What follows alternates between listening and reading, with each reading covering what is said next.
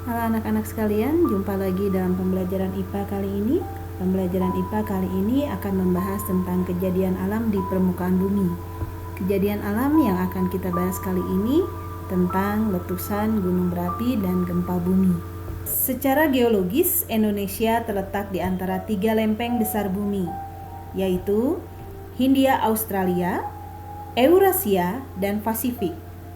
Hampir seluruh wilayah Indonesia terletak pada jalur gempa bumi, di mana lempeng-lempeng tersebut setiap tahun bergerak 3-4 cm. Letak Indonesia secara geologis memiliki sisi negatif dan positif. Sisi negatifnya di antara lain, rawan gempa bumi, sering terjadi letusan gunung berapi, dan bahkan tsunami. Sedangkan sisi positifnya, Indonesia kaya akan kandungan logam, kaya akan minyak bumi, kaya akan mineral, kaya akan gas, dan kaya akan bahan tambang lainnya. Gempa bumi. Gempa bumi merupakan guncangan di permukaan bumi oleh pelepasan energi di lempeng bumi yang menimbulkan gelombang seismik, sehingga menyebabkan permukaan bumi bergetar. Berdasarkan penyebabnya, gempa dikelompokkan menjadi gempa tektonik karena terjadi pergeseran kerak bumi, gempa vulkanik karena terjadi aktivitas vulkanisme, gempa runtuhan karena adanya runtuhan, dan gempa buatan karena aktivitas manusia di muka bumi. Gempa bumi dapat mengakibatkan gelombang pasang pada air laut yang menyebabkan peristiwa tsunami. Peristiwa tsunami bisa terjadi jika pusat gempa berada di dasar laut dan kedalamannya kurang dari 60 km.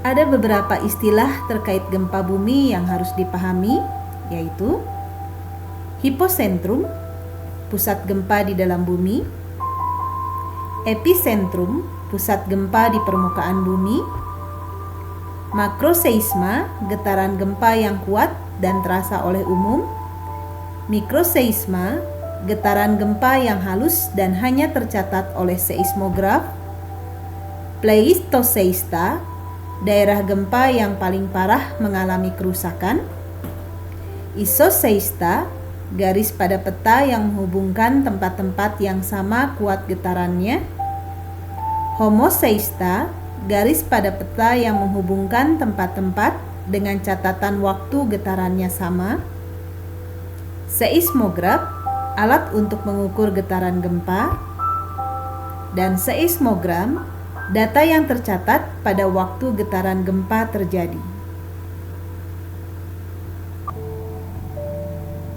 Kekuatan gempa atau magnitud dinyatakan dengan skala Richter.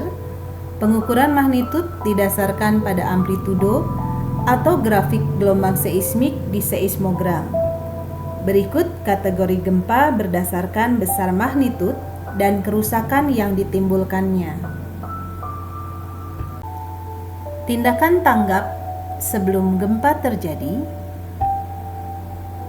renovasi rumah agar tahan gempa, cek letak benda yang ada di rumah, cek kestabilan benda yang tergantung, sediakan P3K senter dan makanan, serta kenali lingkungan sekitar kita. Tindakan tanggap saat gempa terjadi: cari perlindungan dari reruntuhan, keluar dari ruangan, keluar, turun dan menjauh dari mobil, jauhi pantai untuk menghindari bahaya tsunami, dan hindari daerah yang mungkin terjadi longsoran. Tindakan setelah gempa terjadi: keluar ruangan dengan tertib, periksa lingkungan sekitar, jangan memasuki bangunan yang sudah terkena gempa, jangan berjalan di daerah sekitar gempa, mendengarkan selalu informasi, mengisi angket dari instansi terkait, dan jangan panik serta selalu berdoa. Gunung berapi.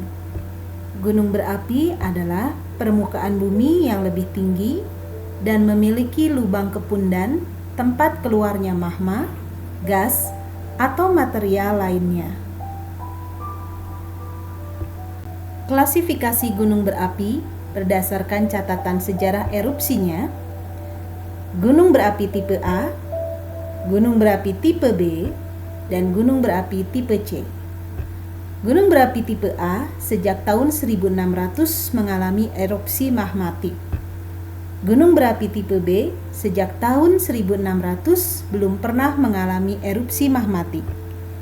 Gunung berapi tipe C, sejarah erupsinya tidak diketahui, tetapi tampak tanda-tanda kegiatan gunung pada masa lampau. Klasifikasi gunung berapi berdasarkan sumber erupsi: erupsi pusat, erupsi samping, erupsi celah, dan erupsi eksentrik. Erupsi pusat, magma keluar melalui kawah utama.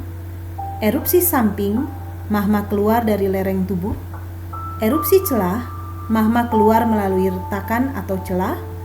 Erupsi eksentrik, magma keluar melalui kawah samping. Klasifikasi gunung berapi berdasarkan tipe erupsinya: tipe Hawaiian, tipe Strombolian, tipe Plinian, dan tipe subplinian.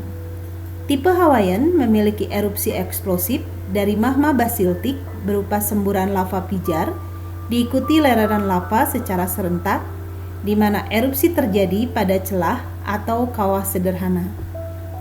Tipe Strombolian memiliki erupsi berupa semburan lava pijar dari magma dangkal. Erupsi umumnya terjadi pada gunung berapi yang sering aktif di tepi benua atau di tengah benua. Tipe Plinian memiliki erupsi yang sangat eksplosif dari magma yang memiliki kekentalan tinggi atau magma asam dengan material erupsi berupa batu apung. Tipe Subplinian memiliki erupsi eksplosif dari magma asam atau riolitik dari gunung api strato. Erupsinya dapat menghasilkan pembentukan ignimbrite.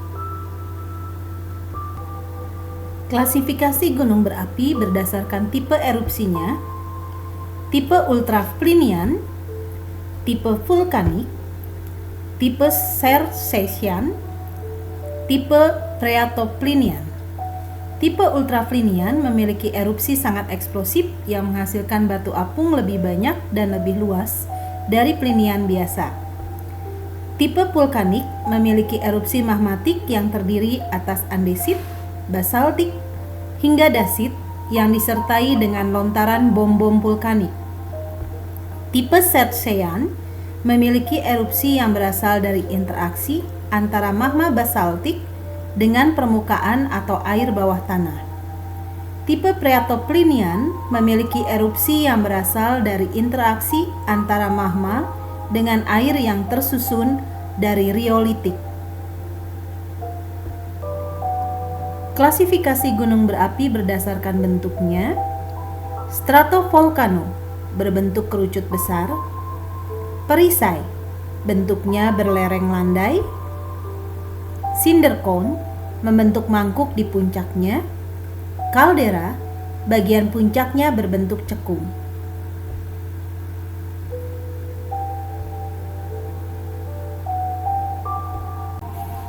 Letusan gunung berapi bisa menimbulkan bahaya langsung maupun bahaya tidak langsung.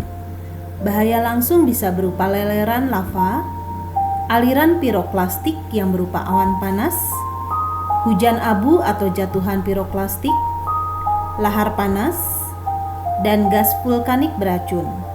Sedangkan untuk bahaya tidak langsung bisa berupa lahar dingin, berupa banjir bandang, dan berupa longsoran vulkanik.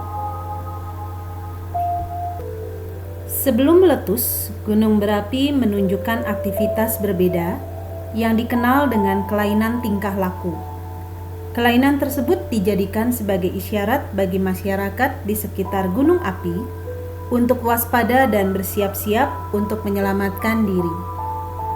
Berikut tingkat isyarat gunung berapi yang ada di Indonesia, mulai dari status normal, waspada, siaga, dan awas.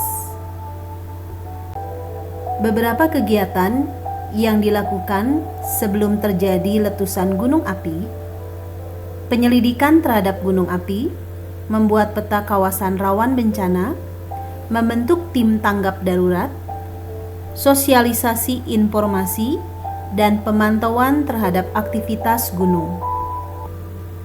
Tindakan yang harus dilakukan saat bencana letusan gunung api terjadi: pakai masker atau kain untuk menutup mulut dan hidung, kenakan pakaian yang melindungi tubuh, jangan memakai lensa kontak, hindari daerah rawan, dan di tempat terbuka lindungi diri dari abu letusan gunung api. Tindakan yang harus dilakukan setelah bencana letusan gunung api terjadi: hindari mengendarai mobil di daerah yang terkena hujan abu vulkanik, jauhi wilayah yang terkena hujan abu, dan bersihkan atap dari timbunan debu vulkanik. Demikian pembelajaran IPA hari ini. Sampai jumpa di pembelajaran IPA berikutnya.